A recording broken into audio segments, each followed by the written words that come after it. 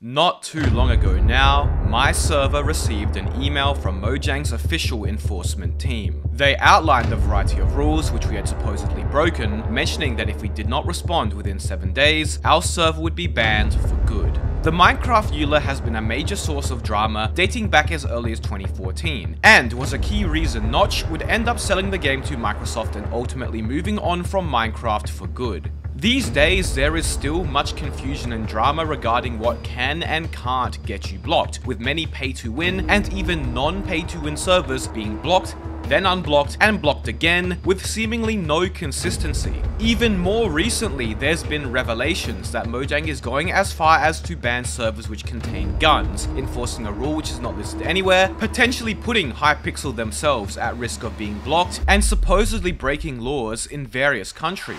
But wait, let's not get ahead of ourselves here. Why do Minecraft servers even get blocked in the first place? Well, contrary to common belief, the rules and regulations surrounding what you can and can't do with Minecraft servers aren't actually located on the public Minecraft EULA page, but rather in another article known as the Commercial Usage Guidelines. There's quite a long list of them, but I'll summarize the important guidelines now. According to these guidelines, you are allowed to charge for access to your server, which means, for example, charging players a certain fee or requiring them to have a rank to play a specific game mode, as some Bedrock servers do. You are also allowed to ask for donations, provided they do not offer any benefits in return, but you can offer server-wide rewards if donation goals are achieved. You are allowed to use and sell in-game currencies, as long as they don't look like Minecoins and aren't associated with Mojang. And finally, but most importantly, you are allowed to sell entitlements that affect gameplay, basically being pay to win, provided they don't negatively affect another player's experience and do not give a competitive gameplay advantage. Now, you are probably aware that 95% of Minecraft servers are in fact pay to win, so why are they not banned? Well, the keyword here is competitive. According to Mojang, a competitive gameplay advantage is something that can cause a player or group to perform better than another. However, certain game modes can be considered non-competitive and thus are allowed to be pay to win. And this is where the confusion and problems begin. If we head over to the blocked Minecraft server's Twitter account, an account which tracks servers which are blocked and unblocked, you may notice that a variety of big pay-to-win servers have been blocked and then unblocked only hours later, only to still be very pay-to-win and no different. What's even more concerning is that many servers who pride themselves in being EULA compliant are also blocked for seemingly no reason, but then unblocked not long after. So what's going on? Well, servers are being blocked because their players are not subscribed to the Mr. Epic. You see, one guideline we missed was the one which said all players and server owners have to subscribe to the Mr. Epic. No pressure, of course. Anyways, from looking into a variety of cases where servers have been blocked, and from my own experience talking to server owners, what Mojang deems as competitive and ultimately what leads to servers being blocked are two things in particular.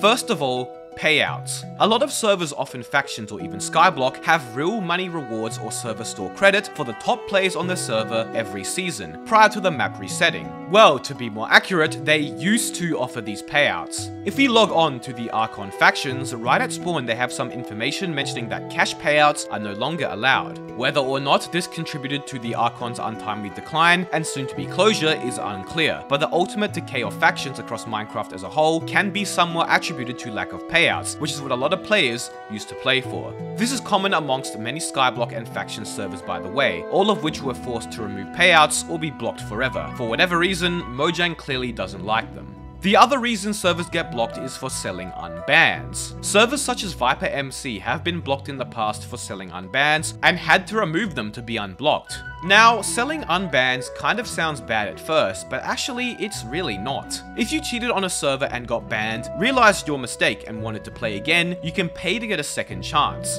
Now, if you decide to cheat again, all you do is run the risk of losing more money. It's pretty fair in my opinion, and there are some non-pay-to-win servers out there such as PvP Gym, where unbans actually make up majority of the server's already low revenue, so clearly they do greatly help non-pay-to-win servers stay afloat. So, why would Mojang ban such a rather uncontroversial thing and then continue to allow things like gambling? Well, it's simple. If a player is willing to spend $20 to $30, sometimes even more, to buy an unban for a server, then they would also be clearly willing to spend the same amount to buy another Minecraft account and evade the ban instead. So Mojang or Microsoft realized that these servers were getting money instead of them and promptly stepped in to ensure the money is instead given to them. But this still doesn't explain why Mojang threatened to block my server, since we have neither of these. Well, the reason they emailed us is simple, and it's mainly a fault on our end. Basically, on our store, we use the word donation instead of purchase, and since our rank perks do give players things like cosmetics and extra commands, they don't qualify as a donation according to Minecraft's commercial usage guidelines. So we made some quick changes, ironed out a few formatting and layout problems as well, and our case was resolved smoothly.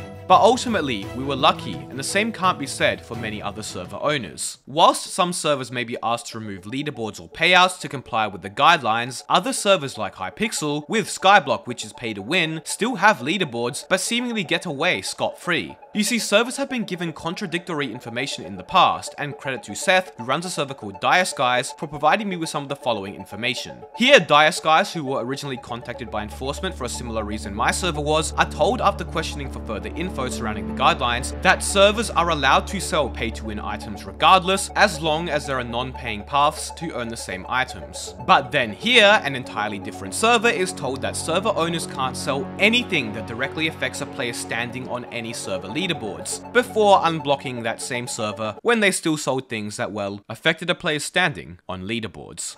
They then tell server owners that you can sell pay-to-win items as long as they aren't too pay-to-win, but clearly they don't have a precise method of determining if a server is too pay-to-win or not. It's very inconsistent. And even ignoring the fact that most servers are not considered competitive, almost all of them are still breaking the rules. You see, what I haven't mentioned yet is also what Mojang doesn't allow on servers. Specifically, everything on the server must be suitable for children and minors, with them explicitly stating as an example that gambling is not allowed. Now, I'm not too sure if the Mojang enforcement team hasn't logged onto a server in a while, but almost every single Minecraft server that exists now has some form of loot boxes or crates, most of which are selling keys individually for real money and offering pay-to-win rewards. So, why aren't these servers blocked? Well, while the EULA does not go into any more detail on these monetization methods, Seth was able to get more information from the enforcement team. According to the Mojang enforcement team, crates, loot boxes and crate keys are generally compliant with the EULA if they meet one of these following criteria. They are cosmetic in nature only, do not give a competitive advantage, are disabled in PvP areas, and the keys for them can be obtained through normal gameplay means.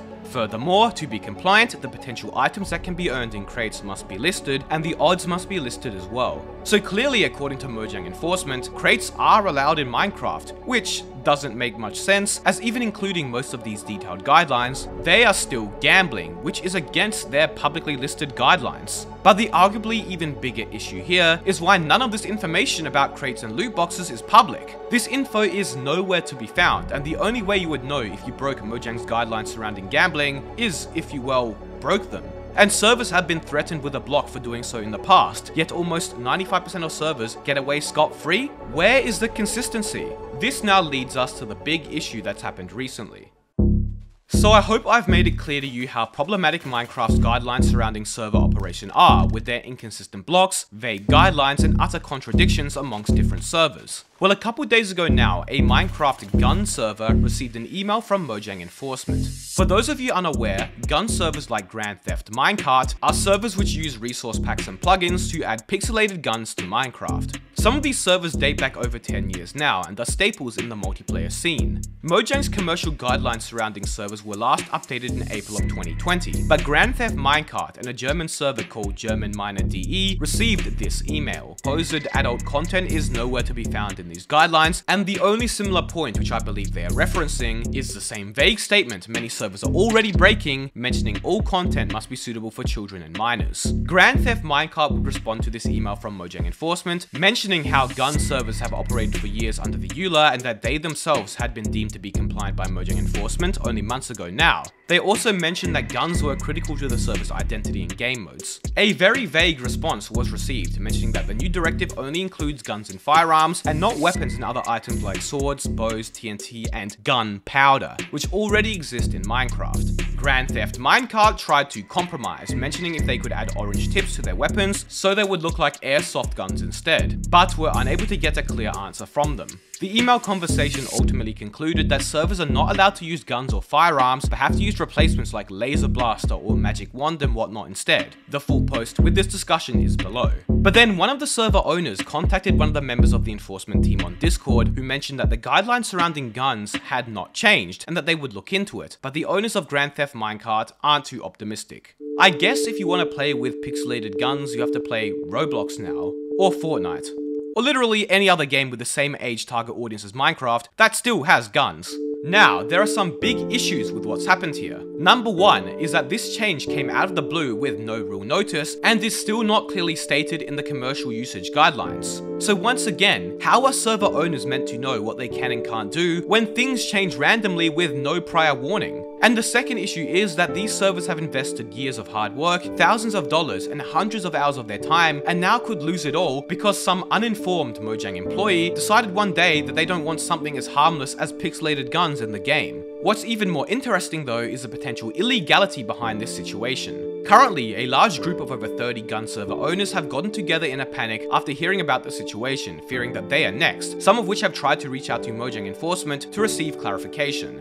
Here is one such response a server owner got. Real/authentic guns in Minecraft have never been approved. So now there's once again even more conflicting information. The most popular servers in Minecraft, like Hypixel and Mineplex, both had or still have guns in the game. So is this actually a new directive? Or was this a rule that for some reason was never enforced up until now? Why are only some servers getting emails? Nobody knows because there's no clear and consistent information listed anywhere. The group of gun server owners have been doing some serious research and discovered that Mojang could be breaking laws in Europe surrounding consumer information and contracts. As Kian, owner of an upcoming Call of Duty inspired Minecraft server known as MC War, told me, in the European Union's official article on consumer rights, specifically in Article 5, it is mentioned that before consumers are bound by contracts, the trader must provide information in a clear and comprehensible manner. Basically, what Kian has told me is that the commercial usage guidelines are not clear enough, and now that such unclear rules are being enforced that were not explicitly outlined anywhere, Mojang could potentially be violating this law. But I'm no lawyer, and neither is Kian, just remember. While these anti-gun changes only currently affect a small percentage of servers, the potential ramifications are what's most worrying. There clearly is a disconnect in communication between whoever is writing the guidelines and rules and the enforcement team who are enforcing them. That's most likely why server owners get such conflicting and different information that previously was nowhere to be found in the public guidelines. If things continue the way they are, who's to say that in a week's time, servers won't be allowed to sell anything at all anymore? Maybe one day, PvP won't be allowed at all. It sounds extreme, but if we keep seeing new directives being enforced out of the blue, is there really any guarantee anymore?